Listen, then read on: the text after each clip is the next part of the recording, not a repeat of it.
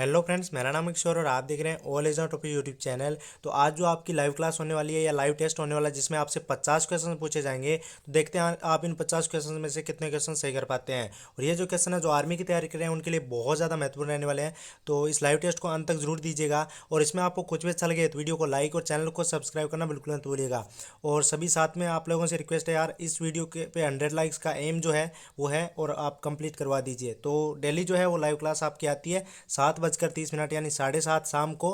तो डेली जो है वो लाइव क्लास लेने आ जाया करें। तो पहले क्वेश्चंस की तरफ बढ़ते हैं। क्या क्या पूछा गया है? महान स्नानागार सिंधु घाटी सभ्यता के किस स्थान पर पाया गया है? महान स्नानागार सिंधु घाटी सभ्यता के किस स्थान पर पाया गया है? जल्दी से बता दीजिए इसका राइट आंसर कमेंट बॉक्स के अंदर। जल्दी से बताइए इसका राइट आंसर क्या हो जाएगा। ऑप्शंस आपको स्क्रीन के ऊपर दिख रहे हैं। लोथल, हड़प्पा, मोहनजोदड़ो या कालीबंगा। तो राइट आंसर क्या हो जाएगा? मोहनजोदड़ो। ठीक है, महान स्नानागार जो है वो मोहनजोदड़ो में मिले हैं या पाया गया है। क्वेश्चन नंबर 2 की तरफ बढ़ते हैं। क्या पूछा गया 2 नंबर क्वेश्चन? जैनियों के पहले तीर्थकर कौन थे? जैनियों के पहले तीर्थकर कौन थे? जल्दी से बताइए इसका राइट आंसर क्या हो जाएगा। आपके पास स्क्रीन के ऊपर 4 ऑप्शन दिए हुए हैं, जल्दी से बता दीजिए इसका राइट आंसर क्या हो जाएगा कमेंट बॉक्स के अंदर। बिल्कुल सही, जिन्होंने डी बताया वो बिल्कुल सही बता रहे हैं, ऋषभ देव। ठीक है, जैनियों के पहले तीर्थकर थे जो थे वो थे ऋषभ देव। क्वेश्चन नंबर 3 की तरफ बढ़ते हैं। 3 नंबर क्वेश्चन क्या क्या पूछा गया है? ऋग्वेद में गायत्री मंत्र किससे समर्पित है? ऋग्वेद में गायत्री मंत्र किससे समर्पित है? तो जल्दी से बता दीजिए इसका राइट आंसर क्या हो जाएगा। ऑप्शंस आपको दिख रहे हैं, इंद्र, अग्नि, सावित्री या उषा। जल्दी से बताइए इसका राइट आंसर क्या हो जाएगा कमेंट बॉक्स के अंदर। जल्दी से बता दीजिए इसका राइट आंसर क्या हो जाएगा। सावित्री। ठीक है, सी इसका राइट आंसर हो जाएगा। ऋग्वेद में गायत्री मंत्र जो है वो सावित्री को समर्पित है। क्वेश्चन नंबर 4 की तरफ बढ़ते हैं।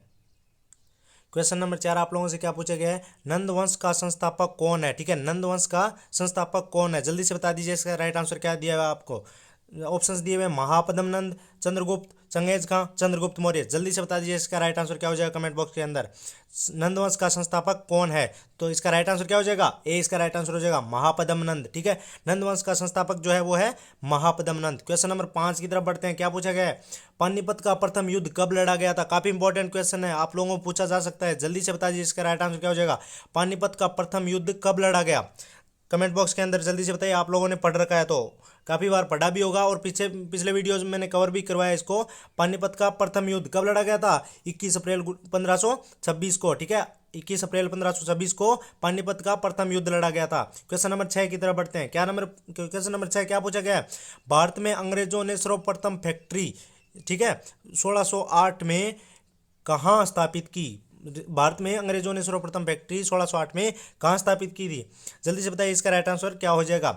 ऑप्शंस आपको स्क्रीन के ऊपर दिख रहे हैं, जल्दी से बता दीजिए इसका राइट आंसर क्या हो जाएगा। तो कहाँ कहाँ स्थापित की थी? सूरत में। ठीक है, भारत में अंग्रेजों ने सर्वप्रथम फैक्ट्री 1608 में सूरत में जो है वो स्थापित की थी। क्वेश्चन नंबर 7 की तरफ बढ़ते हैं।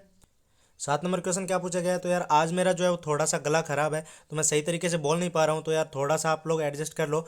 7 नंबर क्वेश्चन क्या पूछा गया है? बाबरनामा जो बाबर की आत्मकथा है किस भाषा में लिखी गई है? ठीक है, बाबरनामा जो बाबर की आत्मकथा है किस भाषा में लिखी गई है? जल्दी से बताइए इसका राइट आंसर कमेंट बॉक्स के अंदर। जल्दी से बता दीजिए इसका राइट आंसर क्या हो जाएगा 7 नंबर क्वेश्चन का। क्या हो जाएगा? तुर्की में। ठीक है, बाबरनामा की जो बाबरनामा है, बाबर की आत्मकथा, वो तुर्की भाषा में लिखी गई है। क्वेश्चन नंबर 8 की तरफ बढ़ते हैं। क्या पूछा गया है? बाबर ने प्रथम बार किस युद्ध में तोप खाने का प्रयोग किया था? काफी इंपॉर्टेंट क्वेश्चन है।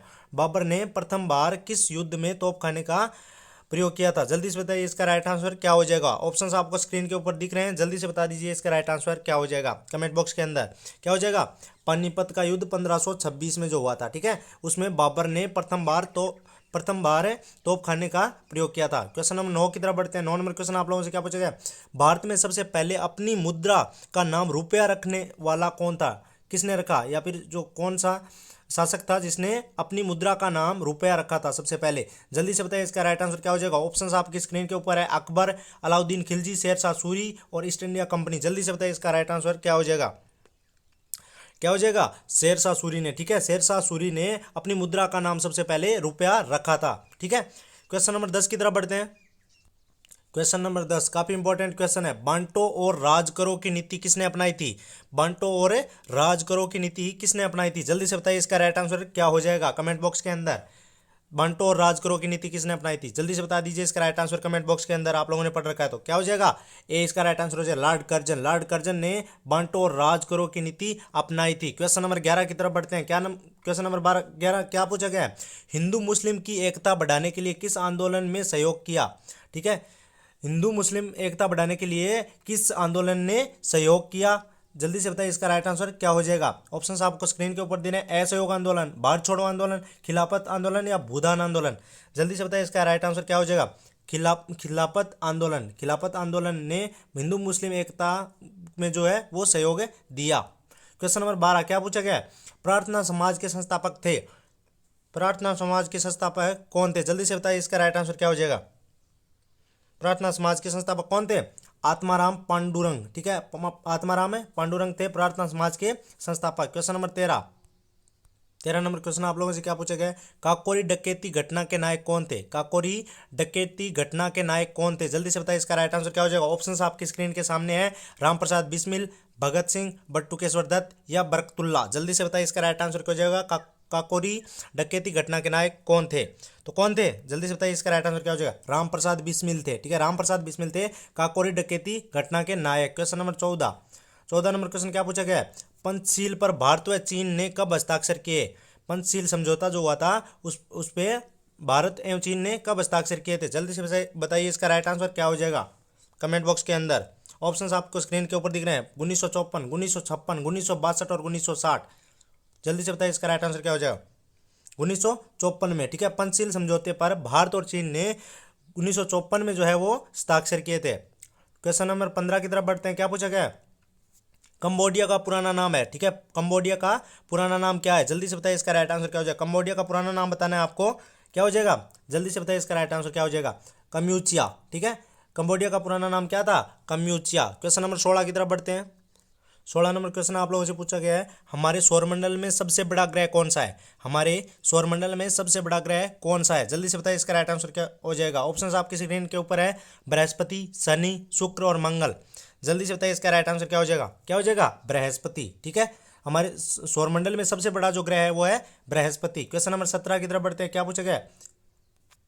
श्रीनगर को लेह है यहाँ पे थोड़ा, ठीक है, श्रीनगर को लेह से जोड़ने वाला दर्रा है, ये पूछा गया है। यहाँ गलती से टाइप हो गया कॉलेज। ठीक है, तो उसके लिए यार माफ़ी चाहूँगा। श्रीनगर को लेह से जोड़ने वाला दर्रा कौन सा है? तो इसका राइट आंसर आपको बताना है। ऑप्शंस आपकी स्क्रीन के ऊपर दिख रहे हैं। जल्दी से बताइए, इसका राइट आंसर क्या हो जाएगा? श्रीनगर को लेह से जोड़ने वाला दर्रा कौन सा है? तो कौन सा है? जोजिला। जोजिला दर्रा है। ठीक है, तो यार गलती से टाइप हो गया यहाँ पे, तो यहाँ पे लेह है। ठीक है, लेह है। क्वेश्चन नंबर 18 की तरफ बढ़ते हैं। क्या पूछा गया है? कावेरी नदी किन दो राज्यों के बीच में है? कावेरी नदी जो है वो किन दो राज्यों के बीच में है? 18 नंबर क्वेश्चन का राइट आंसर बताना है आपको। जल्दी से बताइए, इसका राइट आंसर क्या हो जाएगा? कावेरी नदी किन दो राज्यों के बीच में है? तो किन दो राज्यों के बीच में? कर्नाटक और तमिलनाडु के बीच में। ठीक है, कावेरी नदी कर्नाटक और तमिलनाडु के बीच में स्थित है। क्वेश्चन नंबर 19 की तरफ बढ़ते हैं। 19 नंबर क्वेश्चन पूछा गया है, हजारीबाग नेशनल पार्क स्थित है। हजारीबाग नेशनल पार्क कहाँ पे स्थित है? जल्दी से बताइए, इसका राइट आंसर कौन से राज्य में स्थित है? असम में, नागालैंड में, झारखंड में या गुजरात में? तो कहाँ पे स्थित है? झारखंड में। ठीक है, हजारीबाग नेशनल पार्क झारखंड में स्थित है। क्वेश्चन नंबर 20 की तरफ बढ़ते हैं। क्या पूछा गया है? सबसे बड़ी मानव निर्मित झील कौन सी है? सबसे बड़ी मानव निर्मित झील कौन सी है? जल्दी से बताइए, इसका राइट आंसर क्या हो जाएगा? जल्दी से बताइए, क्या हो जाएगा? गोविंद सागर। ठीक है, सबसे बड़ी मानव निर्मित झील जो है वो है गोविंद सागर। क्वेश्चन नंबर 21 की तरफ बढ़ते हैं। क्या पूछा गया है? सबसे अधिक गन्ना उत्पादक राज्य कौन सा है? सबसे अधिक गन्ना उत्पादक राज्य कौन सा है? ऑप्शंस आपकी स्क्रीन के ऊपर हैं। उत्तर प्रदेश, महाराष्ट्र, कर्नाटक और आंध्र प्रदेश। जल्दी से बताइए, इसका राइट आंसर क्या हो जाएगा? सबसे बड़ा गन्ना उत्पादक राज्य कौन सा है? कौन सा है? उत्तर प्रदेश। ठीक है, सबसे बड़ा गन्ना उत्पादक राज्य है उत्तर प्रदेश है। क्वेश्चन नंबर 22 की तरफ बढ़ते हैं। 22 नंबर क्वेश्चन स्क्रीन के सामने आपकी, एशिया का सबसे बड़ा द्वीप है। एशिया का सबसे बड़ा द्वीप कौन सा है? एशिया का पूछा है, इसमें संसार का सबसे बड़ा द्वीप नहीं पूछा है, एशिया का सबसे बड़ा द्वीप पूछा गया है। जल्दी से बताइए, इसका राइट आंसर क्या हो जाएगा? ऑप्शन आपकी स्क्रीन के सामने, Sumatra, Sri Lanka, Borneo, Greenland. Asia का सबसे बड़ा द्वीप कौन सा है? बोर्नियो। ठीक है, बोर्नियो है एशिया का सबसे बड़ा द्वीप है। और संसार का सबसे बड़ा द्वीप जो है वो है ग्रीनलैंड। संसार का सबसे बड़ा द्वीप है ग्रीनलैंड और एशिया का सबसे बड़ा द्वीप है बोर्नियो। ठीक है, आपको याद रख लेना है। क्वेश्चन नंबर 23 क्या पूछा गया? नई राजनीतिक पार्टियों को मान्यता कौन देता है? नई राजनीतिक पार्टियों को मान्यता कौन देता है? जल्दी से बताइए, इसका राइट आंसर क्या हो जाएगा? राष्ट्रपति, चुनाव आयुक्त, राज्यसभा या प्रधानमंत्री? जल्दी से बताइए इसका राइट आंसर क्या हो जाएगा। तो कौन देता है? नई राजनीतिक पार्टियों को मान्यता देता है चुनाव आयुक्त। 20 का राइट आंसर हो जाएगा। नई राजनीतिक पार्टियों को चुनाव आयुक्त जो है वो मान्यता देता है। क्वेश्चन नंबर 24 की तरफ बढ़ते हैं। क्या पूछा गया 24 नंबर क्वेश्चन? राज्य सरकार की विधानसभा का मुख्य कौन होता है? ठीक है, राज्य सरकार की विधानसभा का मुख्य या फिर मुख्य कौन होता है? जल्दी से बताइए इसका राइट आंसर क्या हो जाएगा। ऑप्शंस आपकी स्क्रीन के सामने है। मुख्यमंत्री, राज्यपाल, प्रधानमंत्री और राष्ट्रपति। बता दीजिए इसका राइट आंसर क्या हो जाए। राज्य सरकार की विधानसभा का मुख्य कौन होता है? मुख्यमंत्री। ठीक है, 25 नंबर क्वेश्चन की तरफ बढ़ते हैं। क्या पूछा होगे? 25 नंबर क्वेश्चन पूछा गया है, संविधान प्रारूप समिति के अध्यक्ष कौन थे? संविधान प्रारूप समिति के अध्यक्ष कौन थे? जल्दी से बताइए इसका राइट आंसर क्या हो जाएगा। ऑप्शंस आपकी स्क्रीन के सामने है। डॉक्टर राजेंद्र प्रसाद, सच्चिदानंद सिन्हा, डॉक्टर BR अम्बेडकर और सरदार वल्लभ भाई पटेल। जल्दी से बता दीजिए संविधान प्रारूप समिति के अध्यक्ष कौन थे। कमेंट बॉक्स के अंदर अपना राइट आंसर। बिल्कुल सही, बिल्कुल सही। काफ़ी बंदे जो है वो सही अपना आंसर दे रहे हैं। तो कौन हो जाएंगे? डॉक्टर BR अम्बेडकर है। ठीक है, डॉक्टर भीमराव अम्बेडकर संविधान प्रारूप समिति के अध्यक्ष थे। ठीक है, क्वेश्चन नंबर 26 की तरफ बढ़ते हैं। क्या पूछा गया है? योजना आयोग की स्थापना कब की गई थी? योजना आयोग की स्थापना कब की गई थी? ऑप्शंस आपकी स्क्रीन के सामने है। 1935, 1940, 1945 या 1950? जल्दी से बता दीजिए इसका राइट आंसर क्या हो जाएगा। योजना आयोग की स्थापना कब की गई थी? 1950 में। ठीक है, 1950 में योजना आयोग की स्थापना की गई थी। क्वेश्चन नंबर 27 क्या पूछा गया है?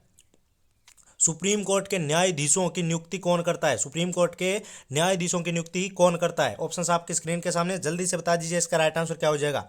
आपने पहले पढ़ रखा हो तो बताइए। सुप्रीम कोर्ट के न्यायाधीशों की नियुक्ति कौन करता है? कौन करता है? राष्ट्रपति। ठीक है, सी इसका राइट आंसर हो जाएगा। सुप्रीम कोर्ट के न्यायाधीशों की नियुक्ति राष्ट्रपति करता है। क्वेश्चन नंबर 28 की तरफ बढ़ते हैं।